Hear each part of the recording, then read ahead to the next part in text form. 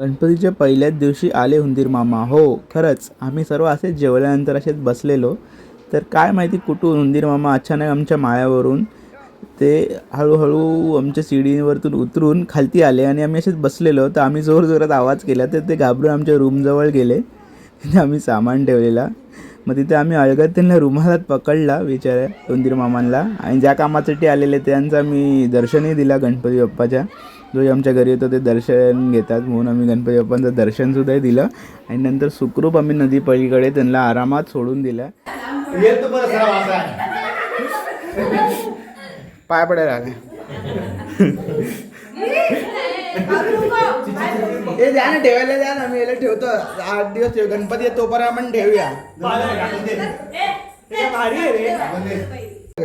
हातासोबत चल लांब सोडू दे नदीवर दाखव ना.